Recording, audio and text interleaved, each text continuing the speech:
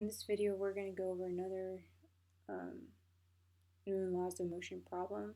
This one's going to be more related with Newton's third law, um, where every action will have an equal reaction. So, for example, if we have a block, two blocks, and one's being pulled, this block is exerting a force on block 2, and that means that block 2 is exerting that same amount of force back to block 1. So in this problem here, we have 3 blocks, and block 3 is being pulled with a force of 50 newtons. It is connected to the block 1 with a rope that, for this problem, we'll assume does not have any mass. And now we have this little block 2 that's being pushed against block 1 as this whole system moves in this direction. So this is a frictionless surface, and the problem is to find the acceleration of the system. And so all of these blocks will be accelerating. I have the same A. The tension in the rope and the force of block 1 on 2. So this is the problem. And so kind of pause the video and start off by drawing a free body diagram of each block, and then writing the F equals ma for each block, and then trying to use algebra to find these 3 variables. Okay, so let's start off with drawing the free body diagram for each block. So we'll start off with block 3.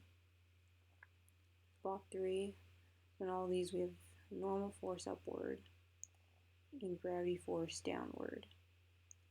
And this block has a force of 50 newtons this way. And then the tension of the rope will be in this direction. So I'm going to call that T1. So this is block 3. Now for block 2, this one's going to be kind of simple. The only force acting on it in the x direction is force the block 1 on 2.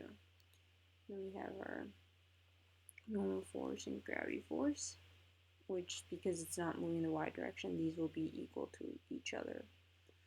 And then we have block 1, where we have the force of block 2 on 1, and then we've got the tension force, T1. And F normal and gravity. So in this case, these 2 forces, force 1 on 2 and the force 2 on 1, are equal to each other. In T1, the tension in the rope is the same. So now we're going to write our force equals ma for each block in the x direction. So some of our forces in the x is, we have 50 in this direction. So as you've probably seen from my other videos, I'm always going to have the positive direction in this direction. This is positive, this is negative. So 50 minus T1 equals mass 3A. So for block 2, I've got force 1 on 2 equals mass 2A. And again, because these blocks are all connected, they're going to move as a system. So the acceleration for all of them will be the same because they're all moving in this direction. And for this block, we have T1 minus force 2 on 1 equals mass 1A. So now what we could do is, we'll first solve for acceleration. So what I could do here is I could substitute this expression into here. So then I'll have T1 minus M2A equals M1A. So I'll have T1 equals mass 2 plus mass 1 times A.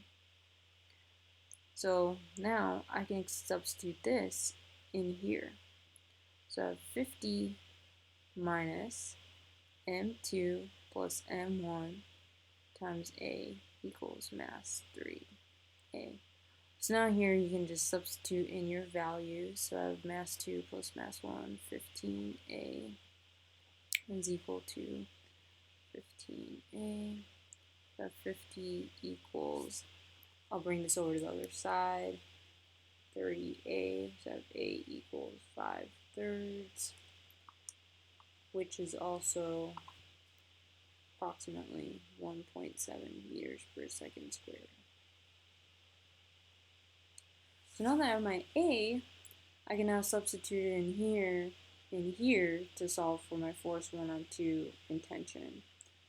So my tension force will be 1.7 times 15. And that will be, so my tension force is 25 newtons. See, 25 newtons. And then the force of 1/2 will be the block, mass of block 2 times acceleration. And that will be, this will be 8.3 newtons. So, so really the big takeaway for these problems is really breaking it down, drawing the free body diagram for each block, and writing your F equals ma for each block, and then connecting it or using algebra to solve for your individual forces or acceleration. Thanks for watching.